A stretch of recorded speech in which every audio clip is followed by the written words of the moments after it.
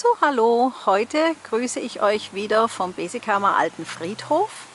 Ich stehe hier mit euch am Grab der Familie Friedrich Kollmar, nach der auch die Friedrich-Kollmar-Straße benannt ist, unten am kleinen Neckarle. Früher hieß die Neckarstraße, aber seit 1954 fließt dort ja kein Neckar mehr und da hat man sie umbenannt in Friedrich-Kollmar-Straße. Die Familie Kollmar war Besitzer der Besikheimer Ölfabrik. Man hat dort am Neckar eine Ölmühle betrieben. 1845 wurde sie als Heiratsgut an Ludwig Friedrich Kollmar übertragen. Und dann mit der Industrialisierung mit hydraulischen Pressen hat man den Betrieb dann richtig konkurrenzfähig gemacht.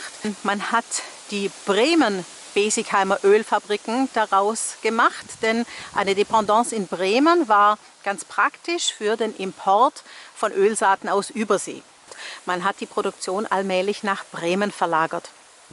Dort wurde das ein richtig großes Imperium, könnte man eigentlich sagen, und gehörte zu den 4 führenden Fabriken, die später Margarine produziert haben.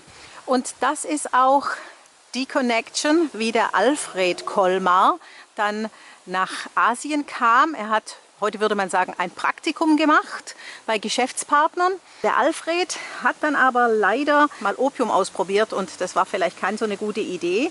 Er hatte dann sein Leben lang ein Suchtproblem und konnte nicht mehr im Unternehmen mitwirken.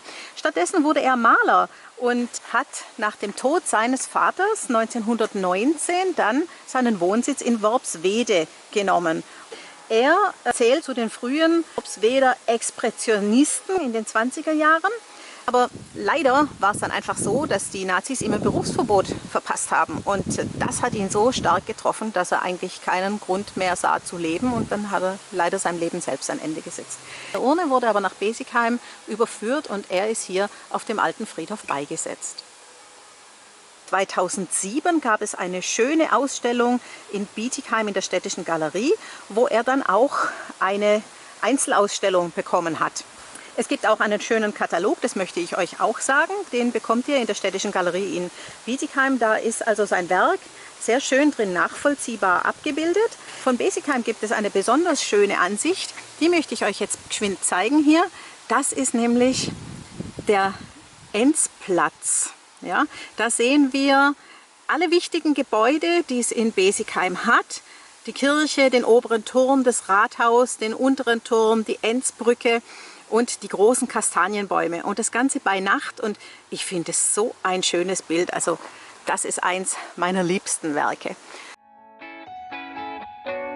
Hey Leute, hat's euch gefallen? Dann guckt doch öfter mal in meinen Kanal rein. Oder auf meine Homepage, da hat so ganz nettes Programm. Bei uns ist nämlich etwas Butter.